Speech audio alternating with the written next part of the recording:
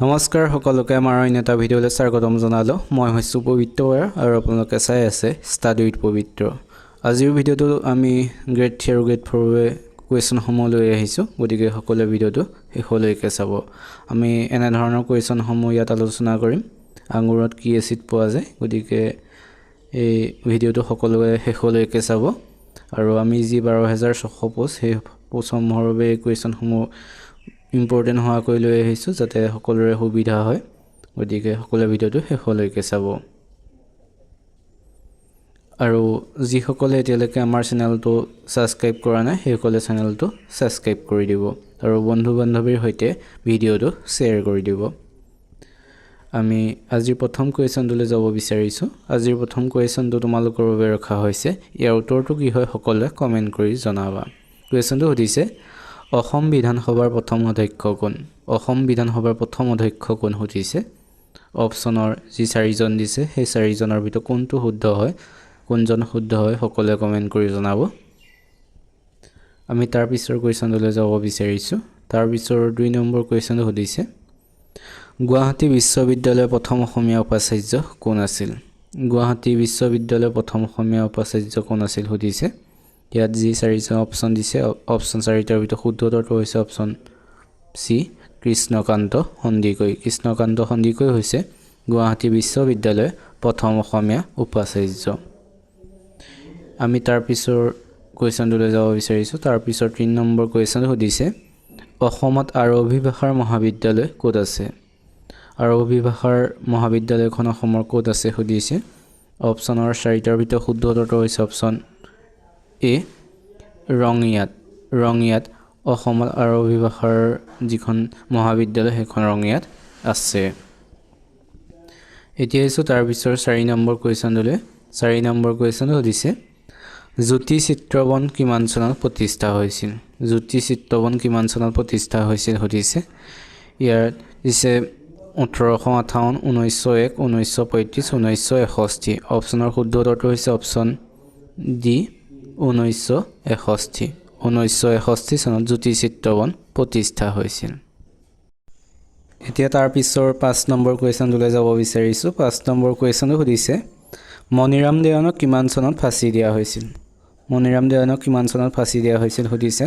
ইয়াৰ অপশ্যনৰ শুদ্ধ উত্তৰটো হৈছে অপশ্যন এ, 1858 চনত। 1858 চনত মণিৰাম দেৱানক ফাঁচি দিয়া হৈছিল। তাৰিখটো মনত ৰাখিবা, 26 ফেব্ৰুৱাৰী।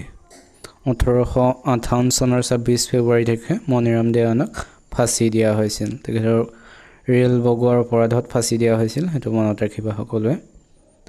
এতিয়া আহিছোঁ তাৰ পিছৰ 6 নম্বৰ কুৱেশ্যনটোলৈ। 6 নম্বৰ কুৱেশ্যনটো সুধিছে, অসমৰ প্ৰথম প্ৰশিক্ষণপ্ৰাপ্ত বিমান চালকজনৰ নাম কি?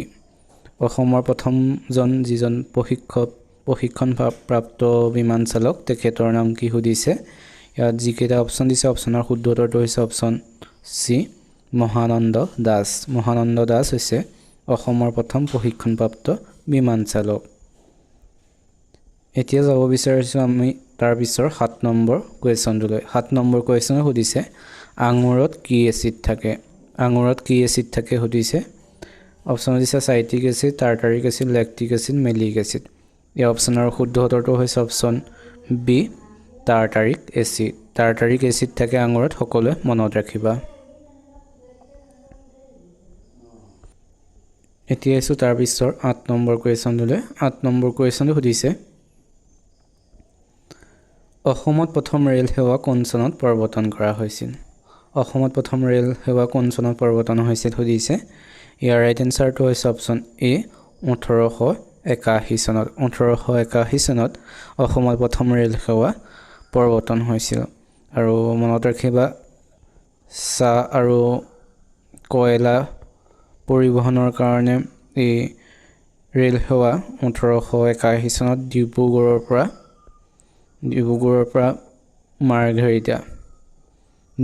পৰা মাৰ্ঘেৰিটালৈ চলিছিল। 1881 চনত অসমত প্ৰথম ৰেল সেৱা। আমি তাৰ পিছৰ 9 নম্বৰ কুৱেশ্যনটোলৈ যাব বিচাৰিছোঁ। 9 নম্বৰ কুৱেশ্যনটো সুধিছে, ৰায়মনা ৰাষ্ট্ৰীয় উদ্যান কিহৰ বাবে বিখ্যাত? ৰায়মনা ৰাষ্ট্ৰীয় উদ্যান কিহৰ বাবে বিখ্যাত সুধিছে।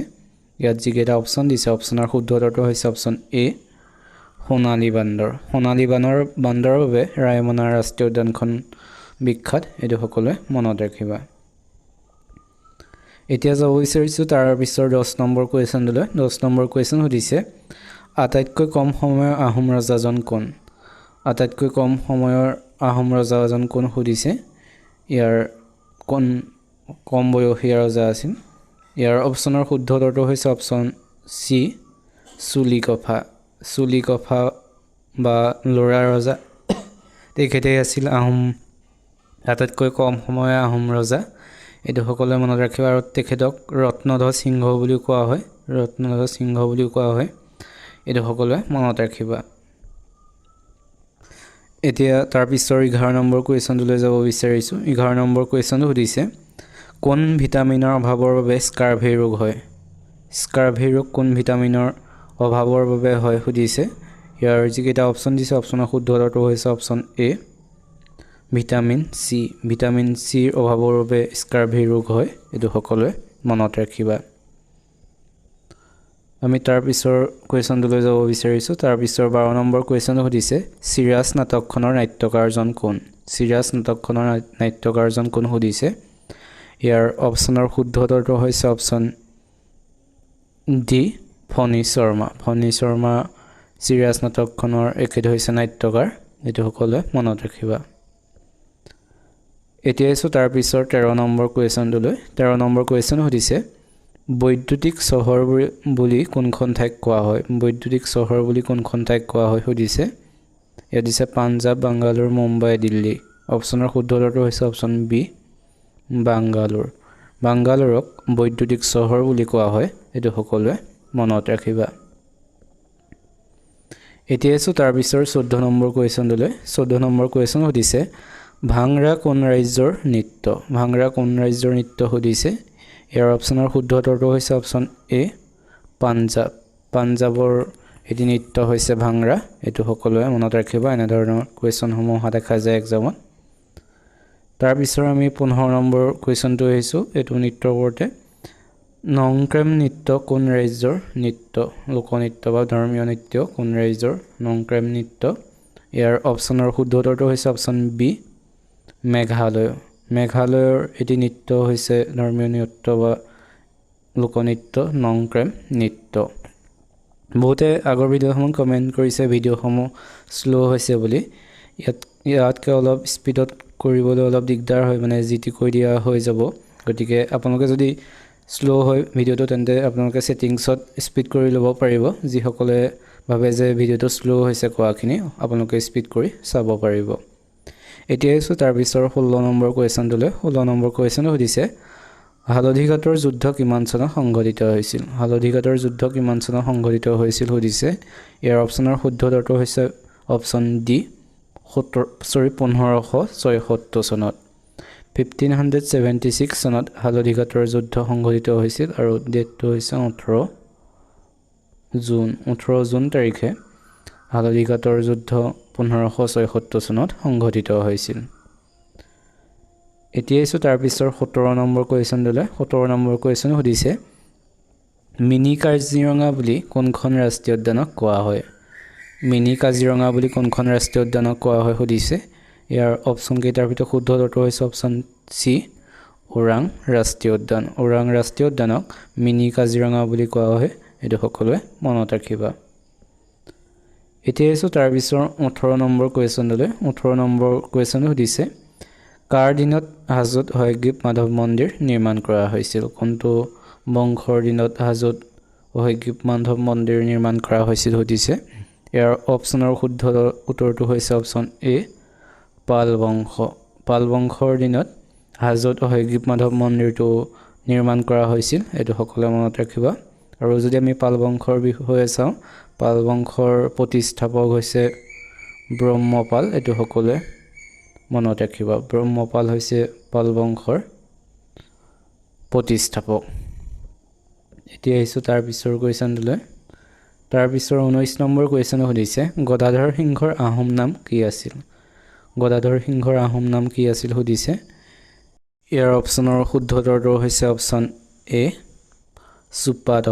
চুপাদফা বা গদাধৰ সিংহ তেখেতকে কোৱা হয় গদাধৰ সিংহ বুলি আহোমৰ নাম হৈছে চুপাতফা এতিয়া আছো তাৰ পিছত আজিৰ 20 নম্বৰ কোৱেশ্যনলৈ 20 নম্বৰ কোৱেশ্যন সুধিছে কোনে মহাত্মা গান্ধীক জাতিৰ পিতা উপাধি প্ৰদান কৰিছিল জাতিৰ পিতা উপাধি মহাত্মা গান্ধীক কোনে প্ৰদান কৰিছিল সুধিছে ইয়াৰ অপচনৰ শুদ্ধ উত্তৰটো হৈছে অপচন সি সুভাষ চন্দ্ৰ বসুদেৱে মহাত্মা গান্ধীক জাতিৰ পিতা উপাধিটো প্ৰদান কৰিছিল এটো সকলোৱে মনত ৰাখিবা তোমালোকে আজি ভিডিওটো চাই কেনেকুৱা পাইছে সকলোক এটা কমেন্ট কৰিবা যদি ভাল পাইছা তেনেহলে চেনেলটো সাবস্ক্ৰাইব কৰি ভিডিওটো এটা লাইক কৰি বন্ধু বান্ধৱীৰ সৈতে শ্বেয়াৰ কৰি দিবা এতিয়া আছে তাৰ পিছৰ 21 নম্বৰ কোৱেশ্যনলৈ 21 নম্বৰ কোৱেশ্যন সুধিছে উত্তৰ পূৰ্বাঞ্চলৰ কোনখন ৰাজ্যই অসমৰ সৈতে আটাইতকৈ চুটি সীমাৰেখা ভাগ কৰে উত্তৰ পূৰ্বাঞ্চলৰ কোনখন ৰাজ্যই আটাইতকৈ চুটি সীমাৰেখা অসমৰ সৈতে ভাগ কৰে সুধিছে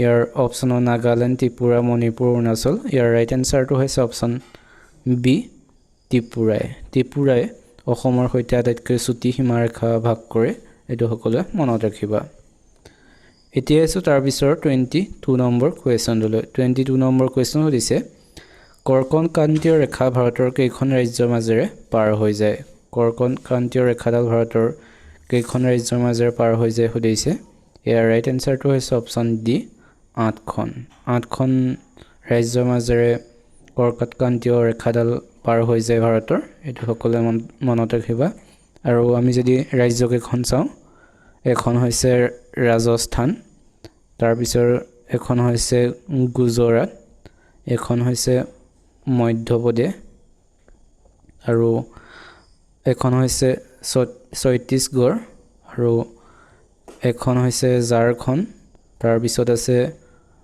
পশ্চিম বংগ ৱেষ্ট বেংগল তাৰ পিছত আছে ত্ৰিপুৰা আৰু শেষৰখন হৈছে মিজোৰাম এই 8খন ৰাজ্যই ভাৰতৰ এই 8খন ৰাজ্যৰ মাজেৰে কৰ্কট ক্ৰান্তীয় ৰেখাডাল পাৰ হৈ গৈছে এটো সকলোৱে মনত ৰাখিবা এতিয়া আছে তাৰ পিছৰ 23 নম্বৰ কোৱেশ্যনলৈ 23 নম্বৰ কোৱেশ্যন সুধিছে ভাৰতত জিলা ন্যায়াধীশক কোনে নিযুক্তি দিয়ে ভাৰতৰ জিলা ন্যায়াধীশক কোনে নিযুক্তি দিয়ে সুধিছে ইয়াৰ অপচন কেইটাৰ ভিতৰত শুদ্ধ উত্তৰটো হৈছে অপচন এ ৰাজ্যপালে ভাৰতত জিলা ন্যায়াধীশক নিযুক্তি প্ৰদান কৰে এটো সকলোৱে মনত ৰাখিবা এতিয়া আছে তাৰ পিছৰ 24 নম্বৰ কোৱেশ্যনলৈ 24 নম্বৰ কোৱেশ্যন সুধিছে অভিযন্তা দিৱস কিমান তাৰিখে পালন কৰা হয় অভিযন্তা দিৱস কিমান তাৰিখে পালন কৰা হয় সুধিছে ইয়াত যিকেইটা অপচন আছে তাৰ শুদ্ধ উত্তৰটো হৈছে অপচন বি 15 ছেপ্টেম্বৰ তাৰিখে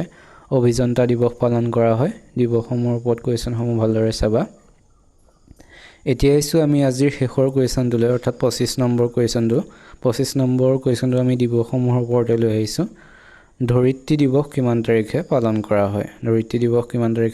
কৰা হয় সুধিছে অপচনৰ কোনটো শুদ্ধ হয় ইয়াৰ ৰাইট এনসাৰটো হৈছে অপচন সি 22 এপ্ৰিল তাৰিখে ধৰিত্ৰী দিৱস পালন কৰা হয় এটো সকলোৱে মনত ৰাখিবা এইকেইটা আছিল আজিৰ কোৱেশ্যন এই 25টা কোৱেশ্যনৰ ভিতৰত তোমালোকে কিমানটা শুদ্ধ কৰিলা সকলোৱে কমেন্ট কৰি জনাবা যদি ভাল পালা ভিডিওটো তেনেহলে ভিডিওটো এটা লাইক কৰি চেনেলটো সাবস্ক্ৰাইব কৰি বন্ধু বান্ধৱীৰ সৈতে শ্বেয়াৰ কৰি দিবা যি সকলে এই গ্ৰেড 3 গ্ৰেড 4 আসাম পুলিচ এই সমূহৰ বাবে প্ৰস্তুতি চলাই আছে এই সকলৰ বাবে ভিডিওটো শ্বেয়াৰ কৰি দিবা আৰু আমাৰ এটি WhatsApp গ্ৰুপ আছে তাত আমি কোৱেশ্যনসমূহ বা ভিডিও লিংকসমূহ দি দিওঁ সোনকালে যি সকলে জয়েন হৈ লোৱা নাই সেই সকলে জয়েন হৈ ল'ব তেন্তে আজিলৈ ভিডিওটো ইমানে ধন্যবাদ